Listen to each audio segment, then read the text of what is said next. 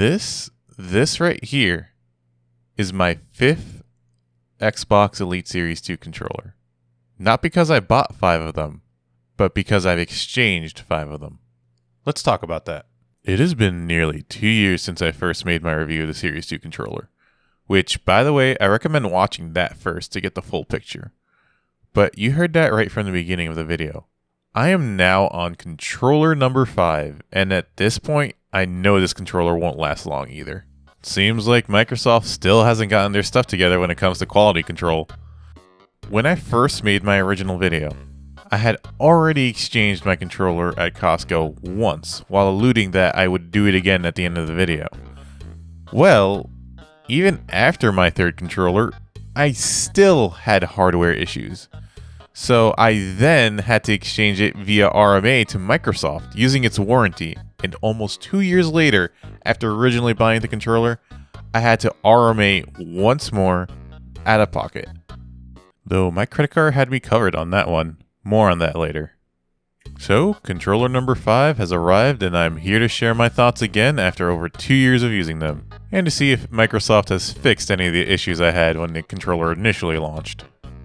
Firstly, let's get all the hardware issues I had in order of each controller I got.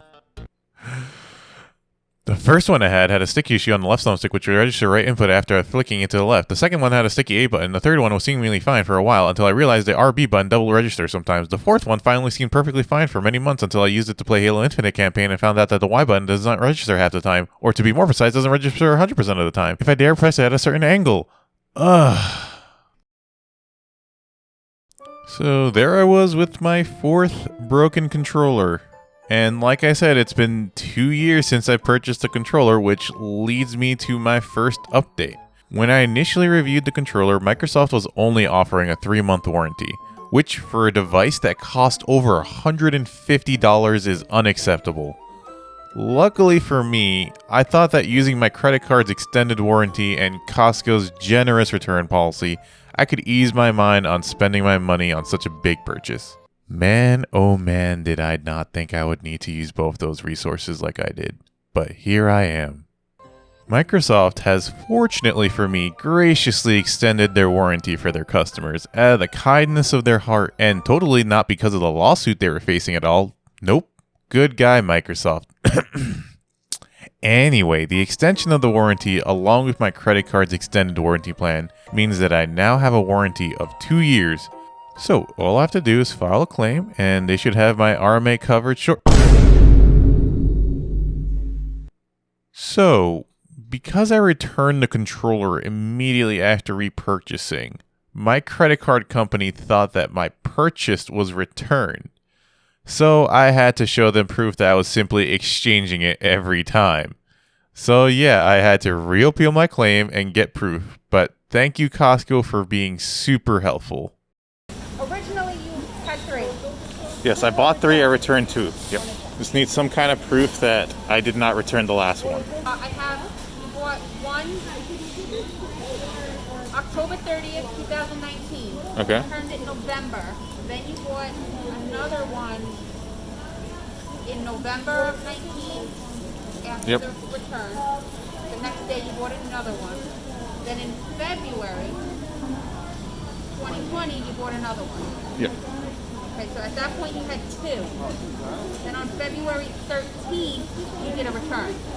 Well, it was at the same day that I ordered Right. it. It was just how it posted, yeah. So it shows that you have 1 left on your account. But you can, you can give me the receipts for basically all of that. This is proof for me, and I can take a picture of that and send it to them. You purchased, you return, you purchase, return. So it does show that there's an extra. All right, I think that's good enough. Yeah. Yeah? I think that'll be good.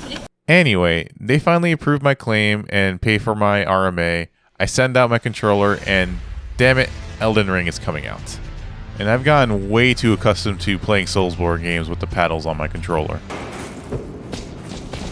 I feel naked without my bumpers, I'm not gonna lie. It'll take some time to get used to. Luckily, my friend had one and he doesn't use it much, so I asked to borrow his while I wait. And oh boy, could you believe from pretty much the first moment I got it, I realized his controller is also his upper paddles don't work. I can't exactly pinpoint what's going on, but it seems like the metal paddles don't socket on to the controller correctly for whatever reason, making the top paddles pretty much unpressable unless you press it from the very bottom, making them pretty unusable.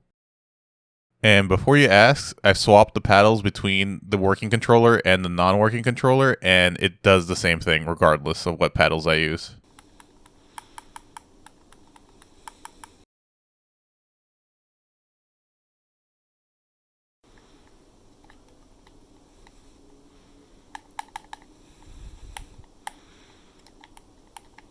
Alright, so I'm down 2 out of the 4 paddles. That's fine. 2 is better than none, right? Well, during the time I was playing Elden Ring, the Microsoft Accessories app, which controls the Elite Series 2 controller, could not read my friend's controller. Why? Well, because its firmware that was only available on Xbox at the time was not compatible, and this has been a problem for months apparently. So they just left people in the dust who had this problem. Meaning that I couldn't change the configurations on the controller at all, so now I was stuck with just a fancy feeling controller. The Xbox Accessories app has now since updated to support the new firmware, along with the ability to update your controller to the latest firmware. Though you might want to hold off on doing so. More on that later. So there goes using the paddles for Elden Ring, and I wish I could tell you that my troubles ended there with my friend's controller, but in less than a week, using his controller, I had the rubber grip on his controller start peeling off on its own. Come on, man. How many defects can I expose in one video? Fast forward 2 weeks after Elden Ring's release, I finally got my 5th controller, and so far it seems flawless. But you can't fault me at this point for being skeptical. But now that I finally have a functioning controller in my hands again, let's get an update on the software and general use experience. First, I'd like to address something many people put in the comments on the first video, which is that I should use the wireless Xbox controller adapter in order to avoid any of the issues I had using Bluetooth. And while yes, I'll say that I have heard that many of my complaints can be remedied by just not using Bluetooth, I'd argue that the product I paid for advertises Bluetooth, and it was the key selling point when I bought the controller, as the first Elite Series controller didn't have the feature. So saying that I just shouldn't use the advertised feature of the device because it's borked is just not a viable argument. That being said, if you do use or plan to buy the wireless adapter, you can safely skip this section as it will not apply to you.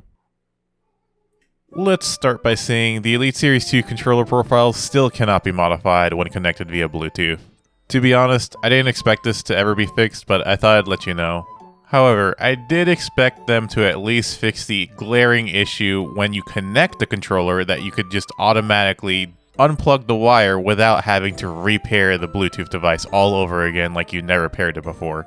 And that problem is technically fixed with the newest firmware. So you might be asking yourself why I'm bringing it up still since it's fixed now. Well, the new firmware comes with problems of its own. Alright, so you can clearly see my controller is on and it is working as an input. And it says connected over there. And I can move around. But if I try and go ahead and play Halo Infinite, it don't work. And then if I use my $40 Xbox One controller, instantly. And if you aren't satisfied with that, here is my new controller that just got its firmware downgraded, and now it's working. And then here's my friend's controller, who has the newest firmware.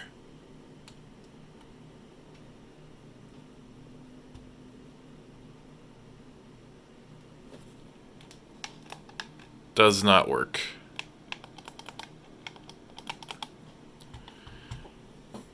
And for more proof, we go into the Bluetooth. Xbox Elite Series Wireless is what the old firmware identifies my Bluetooth with, and it identifies the newer firmware version, with an Xbox wireless controller like my default $40 one does. It's interesting what they've done with the new firmware. Now, listen, I don't know what other games are bugged like this, but honestly, I can't be bothered to check because I've yet to tell you what the worst part of this new firmware is, and that is, because of the way the firmware shows itself like a normal Xbox controller via Bluetooth now, reWASD can't bind the paddles, and until this is fixed with another firmware update, the issue will still persist. So, it's a case of 1 step forward and 2 steps back for this firmware for me. But if you're okay with not using reWASD and just using the Xbox Accessories app to bind buttons, that is a viable route to go. Just hope you don't come across the problem like I did with Halo Infinite. With all that being said, the rest of this video will now be done without acknowledging the new firmware. As for the weird frame rate drop disconnecting issue I had in the first video, did they fix that?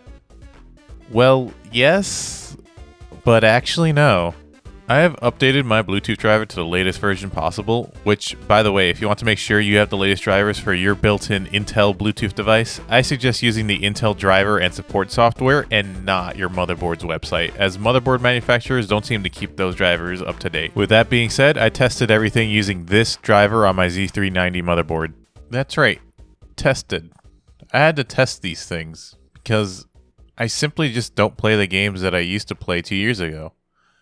In fact, the last time I remember having this problem was in Fall Guys, where I would have the same frame rate drop issue that I did in Skyrim. And that was about a year ago.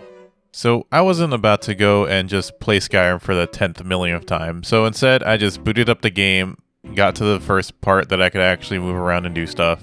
Then immediately walked out of my room and it disconnected and I got the same issue all over again. However, I decided to dig a little further into this and then use my default normal Xbox One controller with Bluetooth and see if I can recreate the issue using the regular Xbox controller, which I claimed I never had issues with. And well, to my surprise, it does do the same thing. I just had to be completely on the other side of my house to cause the issue to happen, where I couldn't even see the PC screen anymore. And let me be clear about something. This is what happened the first time around using my Elite Series controller. However, when I tried to do it again while recording, it just didn't do it anymore. I swear to you, it was doing it before, but just not on camera. Regardless though, this just tells me one thing, and it was just that my Xbox Elite Series 2 controller was disconnecting when my regular controller wasn't, for whatever reason. It wasn't some weird glitch, it's just what happens when Xbox controllers lose range. So the issue I was having before was, for whatever reason, the Elite Series 2 controller just had less range than my regular controller. But to be clear, the original range I had was not excusable. There'd be times where I'd be right next to my gaming PC and it would still disconnect. However, with the new Bluetooth driver updates, I just don't get disconnects anymore, making this basically a non-issue for me, and I think for most people now. Now for the reason why I went through the trouble of manually downgrading my own Elite Series 2 controller, and that is reWASD. Listen, it's nice that they fixed the Bluetooth resyncing issue when you unplug the controller, but that's completely a moot point when you can just rebind it wirelessly. All you have to do is bind blank profiles and you never have to touch the Xbox Accessories app again. With reWASD, not only can you bind basic controls, but also have keyboard inputs and PC commands if you want. And if you're still short on buttons, you can have multiple functions for any input by making it a double press, triple press, and even hold. You can even have 4 instead of the default 3 profiles, and you can even have it so the associated game profile loads automatically if you launch the associated game.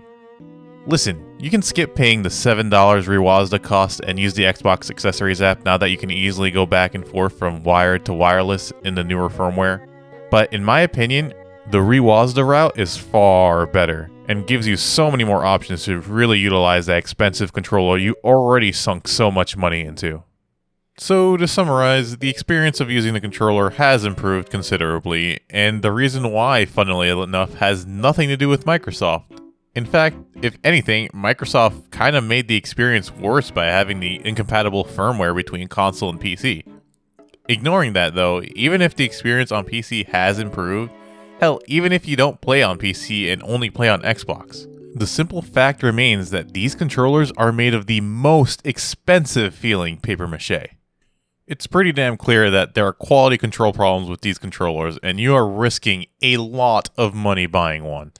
If you're wondering why in the title and thumbnail I have 8 broken controllers, Well, as you already know, I got 4 broken controllers so far. But could you believe that my friend's controller that I borrowed is actually his second controller? So that puts us now to 6. And I didn't mention this before, but when I did figure out that my friend's controller had busted paddles, I had to confirm with a different friend who also had a controller on hand, and he also realized he had broken paddles as well, and that was his second controller. Meaning, between the 3 of us, we have 8 defective controllers that we've been through.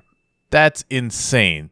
Even if my 5th controller manages to be flawless forever, I still can't recommend anyone to spend such a massive amount of money for something that is so likely to have hardware issues. I still really think the paddles are the future of controllers, but more competing offerings keep popping up, so please, no matter what, avoid buying this controller, as awesome as it feels. And as happy as I am to finally have a fully working one again, it feels inevitable that this will break too. And that will be it for me. So please, don't make the same mistake I did of buying this controller.